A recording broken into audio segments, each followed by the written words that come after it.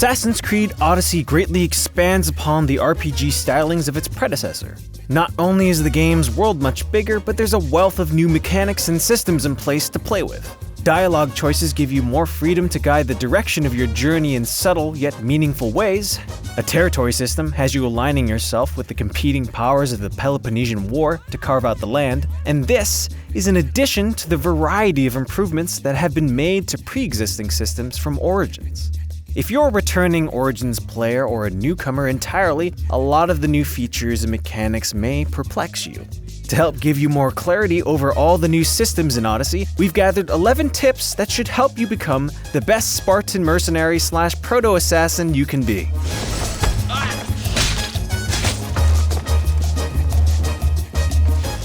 This isn't so much a tip as a strong recommendation. One of the most meaningful features added into Odyssey is Exploration Mode, a navigation option that strips away markers and quest objectives, forcing you to rely on your investigative and observation skills instead. The mode offers a more challenging experience that's well worth the effort. Assassin's Creed Odyssey has some great side quests that offer stories that range from tense and serious to funny and lighthearted. If you can bring me some bear scrotum and a deer tongue... Oh, is that all you need? Some even tie back into the main narrative. With so much content in Odyssey, you might be wondering which side quests are worth your time. You'll find two types of quests in the world. First are quests indicated on the map by these gold and black diamonds. These are the major side quests that are the most involved and in our experience are always worth your time. The other kinds of quests are much smaller, usually consisting of a simple task. You can find these on the map with white and black diamond markers or at the message/bounty boards. The quality of these quests vary, with some fun small objectives like defending a philosopher and others being noticeably lame, like this one where you just need to walk a couple of 100 meters and talk to an NPC to complete it. If you're the kind of person who isn't interested in doing everything possible and just wants to see the good stuff, we recommend avoiding these smaller quests completely and only doing the major side quests with the gold and black markers. Weapons and armor play an even greater role in Odyssey, allowing you to customize your look. There are several ways to get awesome new gear. Completing major side quests is a pretty straightforward option, and the quest menu even shows what reward you will earn. Mercenaries are another great way to earn loot. You can check the Mercenaries menu to see a detailed description of the loot each has, and then track the one you want to find. This is the most reliable way to search for something specific. There are also conquest battles, which reward you with a random piece of epic loot. If you find a piece of armor that has stats you like, or just looks cool, you can always upgrade it at a blacksmith, bringing it up to your current level. This is an awesome way to ensure legendary gear you get early on remains viable in the late game.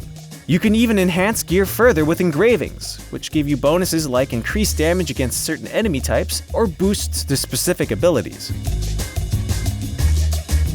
The best way to find engravings are from the puzzle tablets that contain riddles on them, similar to Origins' papyrus puzzles.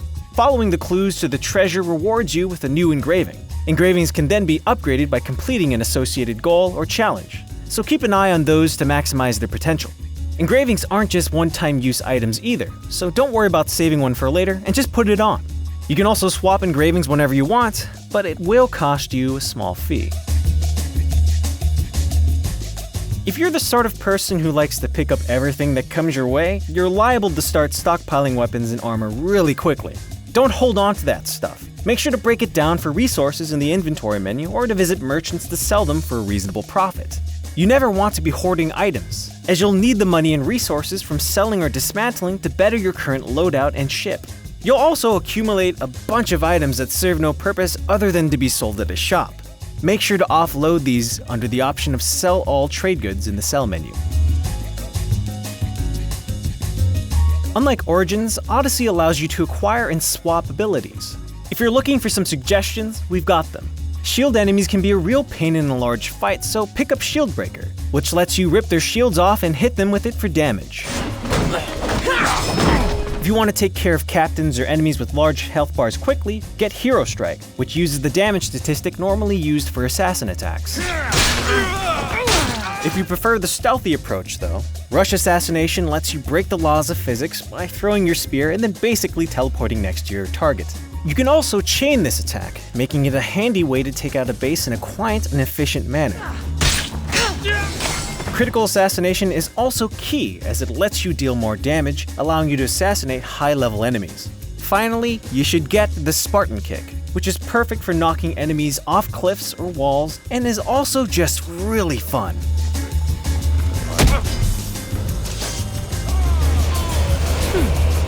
This has been quite profitable.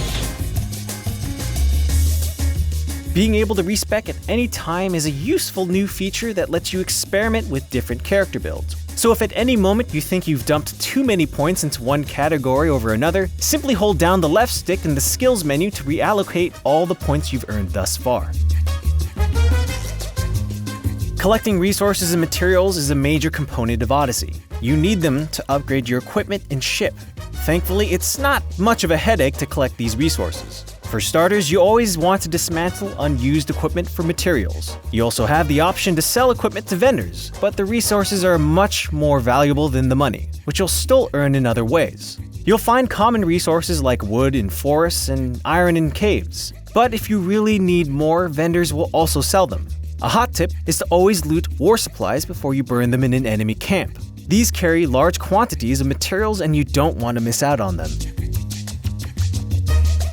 As a mercenary, you are a soldier for hire in the war between Sparta and Athens, and can use this to your advantage. Every region is controlled by one of the two factions. You'll first need to lower the occupying nation's grip by burning war supplies, pillaging nation chests, killing their soldiers, and assassinating their leader. Once you've lowered the meter enough, a conquest battle becomes available.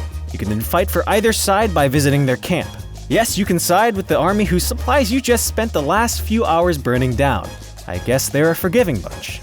Siding with the defending army presents you one piece of epic gear, while siding with the invading army nets you 2 pieces of epic gear. But the battle will be tougher. In our experience, it's always worth siding with the invading army for that extra loot. When participating in the battle itself, always keep an eye out on the 2 meters up top and make sure you're staying ahead. It's best to ignore the basic soldiers and focus on the captains and hero units who show up, since eliminating them is the quickest way to win. Because of how easily multiple soldiers can overwhelm you, it's a good idea to pick abilities that deal damage to multiple enemies at once, such as Rain of Destruction. Our final tip is not to wait too long to start the conquest battle once it's available, as the opportunity can be lost if you wait too long. Thankfully, you can repeat this process in a region as many times as you want, keeping the war going forever and your inventory filled with loot.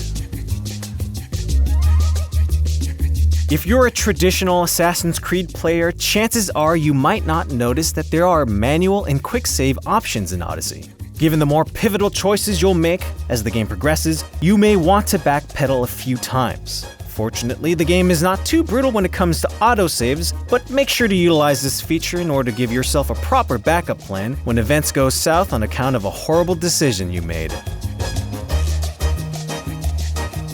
Like Origins, you can advance time of day by simply holding the map button. Previously, this was an ability you had to acquire via the skill tree, but you're given it early on this time around without having to spend a skill point. Though the game doesn't make a big show of it, so you might not even notice it's there. Regardless, advancing time is handy when you want to attack camps at night, since the majority of guards tend to sleep around that time, making it easier for you to sneak about. And that's all the tips to get you started in Assassin's Creed Odyssey. Make sure to check out our full review and all of our other Assassin's Creed features, and have yourself a good day.